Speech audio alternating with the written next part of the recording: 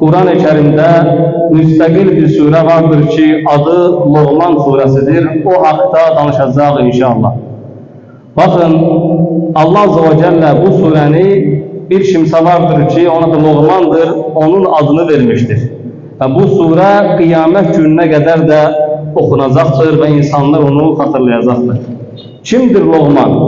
Loğman, değerli kardeşler, o Mısır'ın cənubunda, indi bildiğimiz Sudan'da yaşayan Qaradərili bir köle idi. Lakin o Allah tarafından ona hikmet verildi ve Allah Azze ve Celle onun değerini kaldırdı. Hatta onun öz evladına verdiği nasihati Allah Azze ve Celle Kur'an-ı Kerim'de bize haber verdi. Değerli kardeşler, hakikaten de hikmet çok değerli bir şeydir. Bütün peygamberlere hikmet verilmiştir. Bütün peygamberlerde hikmet vardır.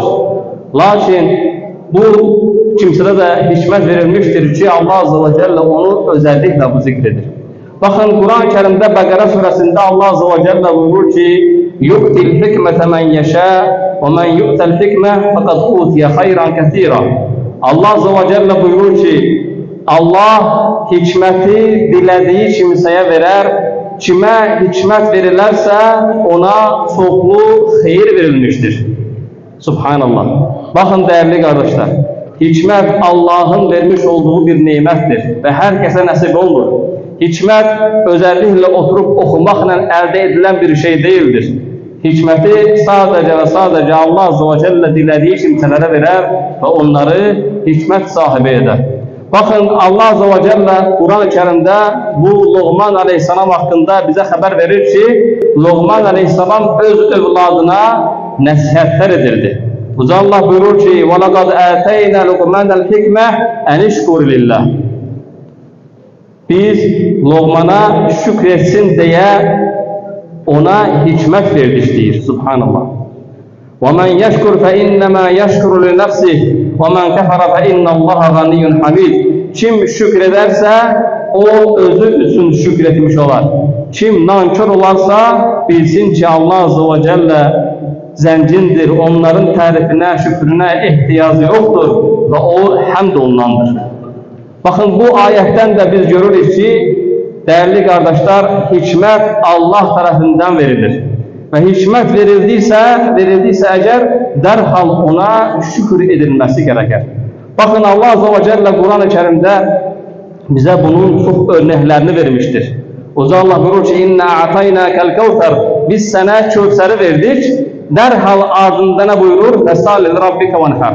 Rabbin için namaz kıl ve kurban kes.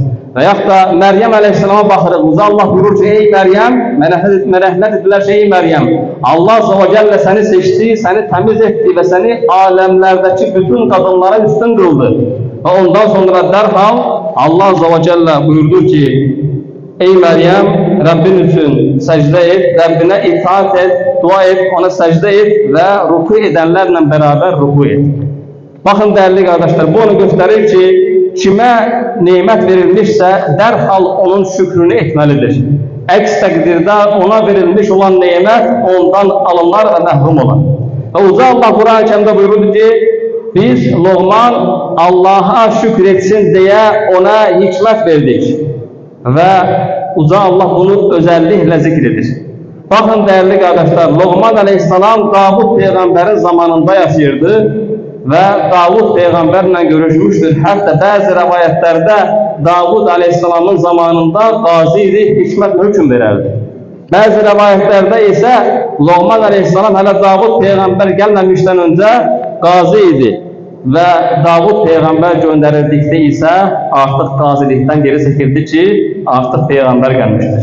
Ve alimlerin cumhuruna göre, ekseriyetine göre Loğman peygamber değildir. Allah'ın salih kulu, hikmet sahibi evliyalardan biridir. Allah Azze ve Celle Kur'an-ı Kerim'de buyurur ki وَاِذْ قَالَ لُقْمَانُ لِبْنِهِ وَهُوَ يَعِظُهُ يَا بُنَيَّ لَا تُشْرِكْ بِاللّٰهِ. Elə ki Loğman Aleyhisselam öz evladına öğüt nəsihət vererek dedi ki ey oğlum, ey aziz oğlum, Allah'a ortak koşma, İnne şirke le zulmun azim. Hakikaten şirk en büyük zulümdür. Subhanallah. Bakın burada Luqman Aleyhisselam'ın hikmetini gösterir ki evladına ilk nasihat ettiği şey bütün işlerin başı olan tevhiddir. Allah'a ortak koşulmamasını oğluna tövsiye edir ve ona gösteriş verir.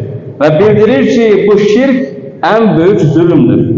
Neye göre değerli kardeşler? Bize buradan bir işare var ki, ders çıkarırız ki biz evlatlarımıza onlara bir şeyi qadağan etdikdə, bir şeyi nəsihət etdikdə mütləq onun səbəbini deməliyik. Səbəbsiz desən, bunun heç bir faydası olmaz. Nedir ki, Luqman Aleyhisselam öz evladına Allah'a ortaq qoşmamasını əmr etdikdən sonra, tövsiyə etdikdən sonra dərhal o şirkin ən böyük zülm olduğunu bildirdi. Bakın değerli kardeşler, zulüm karanlıktır, məhdir ve aynı zamanda haksızlıktır. Koyulması gereken yere bir şey koymursansa bu zulüm sayılır. Tabii ki ibadetin esir edilmesi gereken yer Allah'tır. Allah'a edilmelidir. Eğer bir insan ibadeti Allah'a değil Allah'tan başkalarına yöneltirse o zaman o en büyük haksızlık, en büyük zulmü etmiş olur. Ve bu ayette Uza Allah bize haber verir ki ata ile evlad arasında münasibət necə olmalıdır? Bakın Ərəb dilində Luqman Aleyhisselam ya bəni, ya ibni demədi, ya bunayyə dedi. Yəni ey əziz oğlum. Bu Ərəb dilində elə bir üslubdur ki əzizliyi bildirən bir ifadədir. Bu da onu göstərir ki müsəlmanlar daim evlatları ilə ünsiyyət qurmalıdır. Onlarla gözəl biçimdə, gözəl şəkildə onlarla danışmalıdır. Bakın İbrahim Peygamber de öz atası Azər büt düzeldirdi. Müslüman değildi, müşrik idi. Lakin buna bakmayarak ya əbəti diye hitap ederdi. Yani ey atacan diye hitap ederdi. Lakin onu atası Azər ise İbrahim Peygamber'e hitap ederken ey İbrahim sen bizim ilahlardan üzümü çevirirsen diye deyir. Demir ey oğlum. Bu da onu gösterir ki muhterem Müslümanlar gerek Müslümanlar bu şeye dikkat etsinler. İster ata olsun, ister müellim olsun fark etmez. Ünsiyet kurdukları zaman en güzel üslubu seçmelidirler. Bu şekilde hitap etmelidirler. Bu da onu gösterir ki ata ile evlat arasında ünsiyet olmalıdır. Çok təəssüflər olsun ki, yəqin ki sizler de bunun şahidi olursunuz. Belki aramızda elə Müslümanlar var, Allah bizlere hidayet etsin. Adamlar var deyir ki, mən atamı sevirəm, atam da məni sevir. Lakin mən atam ilə oturup 10 dəqiqə danışa bilmirəm, %100. Subhanallah. Veyahut da deyir ki, mən atama ey atacan deyə bilmirəm. Veyahut da atam mənə ey əziz oğlum demir, səni sevdiyimi demir. Bu neyi gösterir değerli kardeşler? Tabii ki uşaq ikən valideynlərin etmiş olduğu xətadır. Müslümanlar gerek evlatları ile daim ünsiyyətdə olsunlar. Nedir ki Luqman Aleyhisselam öz evladına nəsihət edir, onunla danışır, güzel şekilde fikir mübadiləsi edir. O şekilde de Müslümanlar gerek bunu etsinler. Yoksa görürük həqiqətən də Müslümanlarda bu boşluq var. Tabii ki bu normal bir şeydir. Bir yönden necə valideynlərdə en çok atalar onlar işe gedirlər və öz evladları ile çok vaxt geçirə bilmirlər. Ve ona göredir ki uşaqlar böyüdükten sonra öz valideynləri ilə, özellikle atalar ile çok da rahat ünsiyyət qura bilmirlər. Bu ise çok büyük bir xətadır. Bakın Allah Azze ve Celle bize haber verdi ki Luqman Aleyhisselam dedi ki ey oğlum, ey əziz oğlum diye hitap etti. Ve ona en birinci emr ettiği şey Allah'a ortak koşmamak ve o ortak koşmağın ise en büyük zulüm olduğunu bize haber verdi. Bakın burada bir məqam var. Burada Allah Azze ve Celle bize Luqman Aleyhisselam'ın öz evladına verdiği nəsihəti bize haber verirken birinci nəsihəti şirkten uzak durmağı emr ettikten derhal sonra Allah Azze ve Celle tövsiye edir. Luqman Aleyhisselam'ın o dəvətindən derhal sonra tövsiye edir ve valideynləri tövsiye edir. Subhanallah. Allah Azze ve Celle Luqman Aleyhisselam'ın evladına tövsiyesinden derhal sonra Uza Allah buyurur ki وَوَصَّيْنَا الْاِنْسَانَ بِوَالِدَيْهِ حَمَلَتْهُ أُمُّهُ وَهْنًا عَلَى وَهْنٍ وَفِصَالُهُ فِي عَامَيْنِ أَنِ اشْكُرْ لِي وَلِوَالِدَيْكَ və iləyyəl masir. Uca Allah buyurdu ki, biz insana, ata-anasına qayğıkeş olmasını, onların qayğısına qalmasını əmr etdik. Onun anası bətnində günü-gündən zəifləməsinə baxmayaraq onu daşımışdır. Onun süd əmizdirməsi 2 il ərzində olur. Mənə və valideynlərə şükür et, dönüşümüz mənədir. Baxın, dəyərli qardaşlar, burada Uca Allah Loğman əleyhissalamın tövhidə başladıqdan sonra dərhal valideynlərə tövsiyəsini özü bizə xəbər verir. Bu, başqa surələrdə, başqa ayələrdə də qarşımıza çıxır. Uca Allah buyurur ki, وَعْبُدُ اللّٰهَ وَلَا تُشْرِكُ بِهِ شَيْئًا وَبِالْوَالِدَيْنِ إِحْسَانًا Allah'a ibadet edin, ona heç bir şeye ortak koşmayın, valideynlərə yaxşılıq edin. Və yaxud da وَقَضَى رَبُّكَ أَلَّا تَعْبُدُ إِلَّا إِيَّهُ وَبِالْوَالِدَيْنِ إِحْسَانًا Uca Allah buyurur ki, Rabbin qəti şəkildə hüküm verdi ki, sadəcə və sadəcə Allah'a ibadet edin və ona heç bir şeye ortak koşmayın və valideynlərə yaxşılıq edin. Bu, onu göstərir ki, dəyərli qardaşlar, valideynlərə yaxşılıq etmək, onlara hörmət göstərmək tövhiddən dərhal sonra əmr olunan bir şeydir. Subhanallah. Burada fikir verilirsə, Uca Allah özünə və valideynlərə şükür etməsini bağlamışdır. Uca Allah buyurur ki, mənə və valideynlərə şükür et. Sonra Uca Allah buyurur ki, وَاِنْ جَاهَدَاكَ عَلَى أَنْ تُشْرِكَ بِهِ مَا لَيْسَ لَكَ بِهِ عِلْمٌ Əgər valideynlərin sənin bilmədiyin bir şeyi mənə ortaq qoşmaları üçün cəhd göstərərlərsə, bu haqda mübarizə apararlarsa, فَلَا تُطِعْهُمَا Onlara itaat etmə. وَصَاحِبْهُمَا فِي الدُّنْيَا مَعْرُوفًا Lakin onlar ilə dünyada çox gözəl davran deyir. Subhanallah. Bakın, hətta valideynlər müsəlman belə olmasa, hətta səni ən böyük günah olan şirkə sağasalar belə, bu yolda səy göstərsələr belə, Allah Azze ve Celle buyurur ki, onlara itaat etmə. Lakin dünyada onlar ilə xoş davran, gözəl davran. وَاتَّبِعُ سَبِيلَ مَنْ أَنَابَ إِلَيَّ ثُمَّ إِلَيَّ مَرْجِعُكُمْ فَأُنَبِّئُكُمْ بِمَا كُنْتُمْ تَعْمَلُونَ Və mənə yönələnlərin yoluna tabi ol, sonra dönüşünüz mənədir. Mən də sizin etdiklərinizi hamısını sizə xəbər verəcəyəm. Bundan sonra dəyərli qardaşlar, Allah Azze ve Celle valideynlərə yaxşılıq etməyi tövsiyə etdikdən sonra, əmr etdikdən sonra Loğman əleyhissalamın övladına nəsihətini bizə xəbər verir. Buyurur ki, dedi ki, Loğman, ey əziz oğlum, əgər xardal dənəsi qədər bir əməl olsa, o istər qayanın içərisində, istər göylərdə olsun, Allah onu gətirməyə qadirdir. Allah onu gətirəcəkdir. Allah lətifdir, xəbirdir. Baxın, burada Loğman əleyhissalam övladına Allahın qüdrətini, Allahın qüdrəti haqqında məlumat verir ki, məlumat sahibi olsun. Nəyə görə? Əgər biz övladlarımıza sadəcə bunu et, namaz qıl, ibadət deməklə olmur, dəyərli qardaşlar. Çünki əgər o Allahın onu gördüyünü, Allahın qüdrətini qavramasa, o uşaq sadəcə sənin yanında ibadət edəcəkdir, o da bir münafiqlərə bənzəyəcəkdir. Allah qorusun. Ona görədir ki, müsəlmanlar gərək övladları ilə və yaxud övladlar ataları ilə daima ünsiyyət qurmalı, onlara bu şeyləri tövsiyə etməlidirlər. Sonra Uca Allah buyurur ki, Ya bunayya aqimis salata va'mur bil ma'ruf. Loğman əleyhissalam dedi ki, ey əziz oğlum, namazı qıl, yaxşılığı əmr et, pisliklərdən çəkindir. Vasbir alə mə əsabək və bu yolda səbirli ol. Həqiqətən bu əzm gərəkdirən əməllərdəndir. Baxın, burada diqqət edin, Loğman əleyhissalam tövhidi əmr etdikdən sonra dərhal namazdan başlamışdır. Və deyir ki, namazı qıl, yaxşılığı əmr et, pislikdən çəkindir və bilir ki, Loğman əleyhissalam kim olursa olsun, əgər o insanları yaxşılığa dəvət edirsə, pislikdən çəkindirirsə, mütləq onun qarşısına sıxıntılar, problemlər çıxacaqdır ki, buna səbr etmək lazımdır. Və Loğman əleyhissalam deyir ki, Vasbir alə mə əsabıq. Bu yolda nə baş verəcəksə, səbirli ol, bu əzm gərəkdirən əməllərdəndir.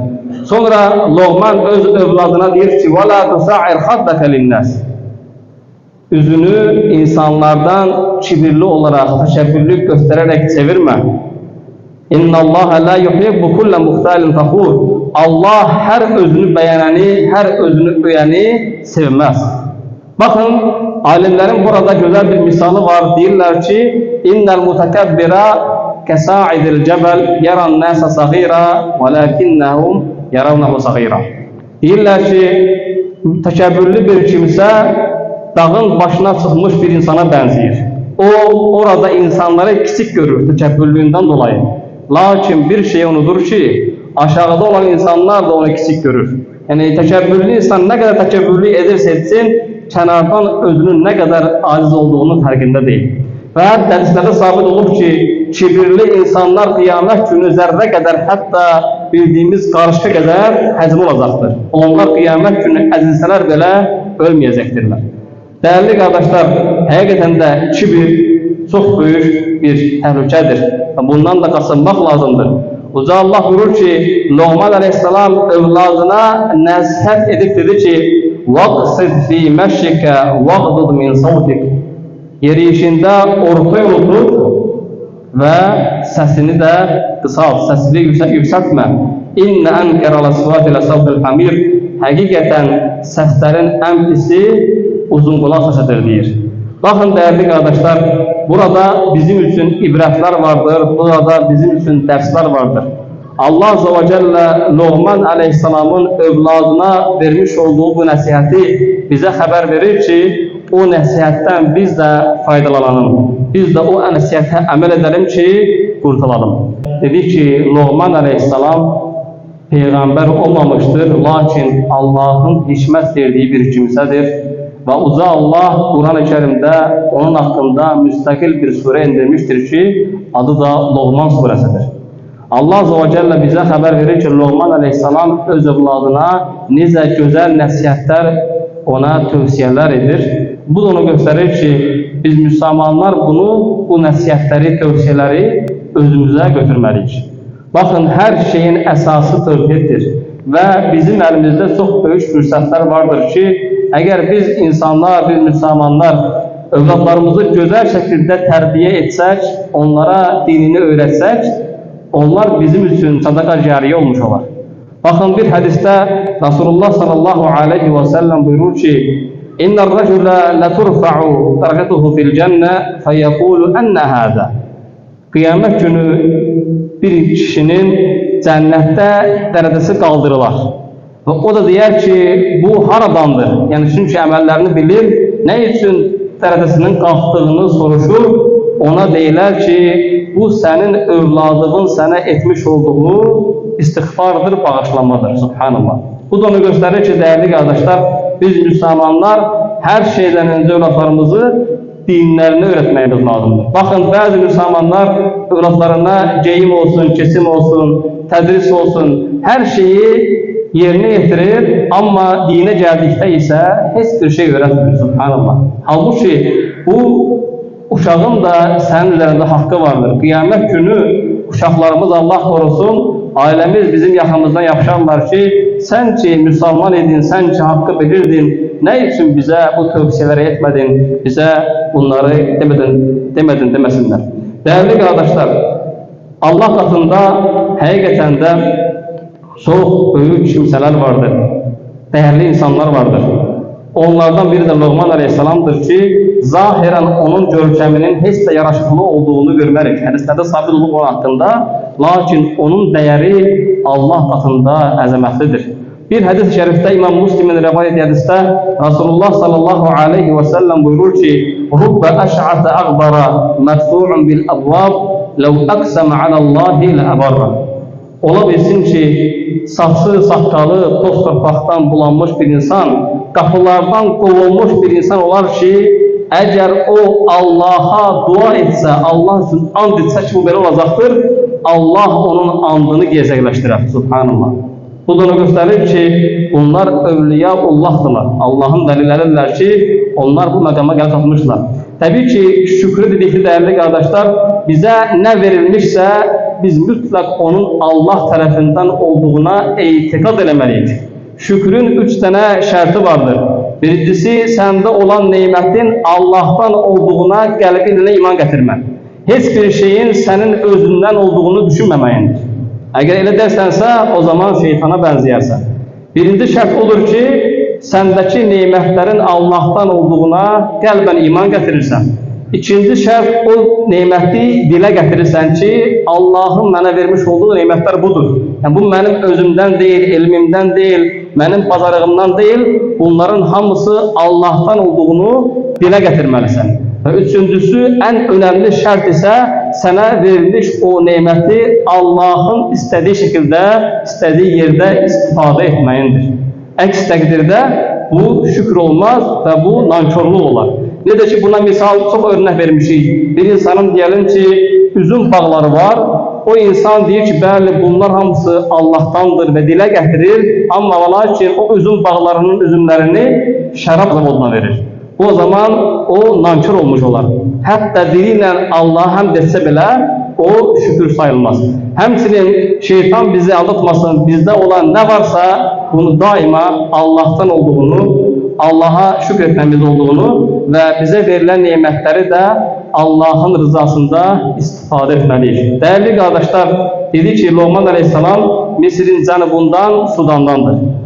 Ve onu diyelim ki, yəqin ki haberleri izleyirsiniz, Müslümanlara necə büyük zulümler olur Sudanda. Halbuki bunlar asla kabul olunan bir şey değildir.